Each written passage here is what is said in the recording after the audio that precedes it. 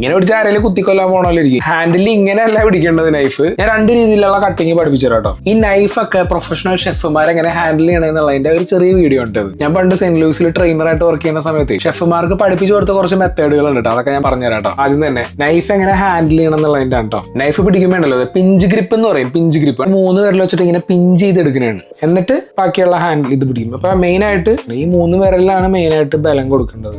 പിന്നെ അറിയാലോ നൈഫ് എപ്പോൾ നമ്മൾ ഉപയോഗിക്കുമ്പോൾ നല്ല ഷാർപ്പായിട്ടുള്ള നൈഫ് വരെ ഉപയോഗിക്കാൻ നോക്കുക. കേട്ടോ ഈ കാണുന്ന സാധനത്തിന്റെ പേരാണ് ഹോണിങ് സ്റ്റീൽ. ചിലവർ പറയും ഇതൊന്ന് നൈഫ് ഷാർപ്പനർ ആണ്. ഷാർപ്പനർ ഒന്നും അല്ലട്ടത്. ഈ 20 ഡിഗ്രി എന്ന് എഴുതിയേക്കണ 2 സ്റ്റെപ്പായിട്ടാണ് ഇതിനകത്ത് കൊടുത്തേക്കണത്. 20 ഡിഗ്രി ഉണ്ട്, 15 ഡിഗ്രി ഉണ്ട്. അപ്പൊ നമ്മൾ ആദ്യം ചെയ്യേണ്ടത് നൈഫ് ഒരു 20 ഡിഗ്രി ആംഗിളിൽ വെച്ചിട്ട് നമ്മളിങ്ങനെ നൈസായിട്ട് ഹോൺ ചെയ്ത് കൊടുക്കുക.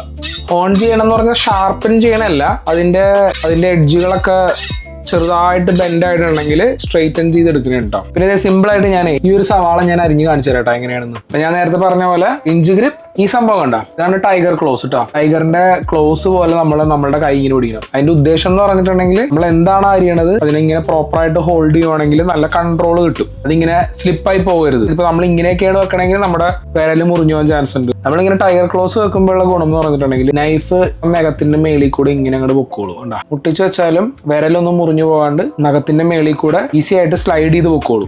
ടൈഗർ ക്ലോസ് പിടിക്കുക, പിഞ്ച് ഗ്രിപ്പ് ചെയ്യുക, ഫുൾ കൺട്രോൾ ആയിരിക്കും. മുറിക്കുക, ഇപ്പുറം മുറിക്കണം. ഞാൻ 2 രീതിയിലുള്ള കട്ടിങ് പഠിപ്പിച്ചു തരാം കേട്ടോ. ജസ്റ്റ് ഒരു ഹാഫ് സ്ലൈസ് മുറിച്ചെടുക്കുക. ഈ ഒരു മോഷൻ വേണം. നൈഫിനെ അത് ലൂസാക്കി വിട്ടേക്കണം. ഈ ഒരു മോഷനാണ് ഇമ്പോർട്ടന്റ്. അപ്പൊ ഫുൾ കൺട്രോൾ ഉണ്ടാവും.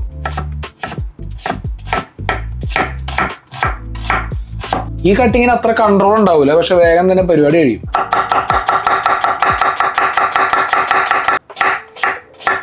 ഇതിന്റെ മോഷന് മാത്രം ഞാൻ കുറച്ച് വ്യത്യാസം വരുത്തിയിട്ടുള്ളൂ. ഈ ഒരു ആംഗിൾ തന്നെ ആയിരിക്കും ഞാൻ ചെയ്തോണ്ടിരിക്കുന്നത്. ഈ ഒരു സെയിം മോഷൻ തന്നെയാണ് ഞാൻ ചെയ്തോണ്ടിരിക്കുന്നത്. മറ്റേതെന്ന് പറഞ്ഞാൽ ഇങ്ങനെ ഈ ഒരു മോഷനാണ് മറ്റേത്. എന്താ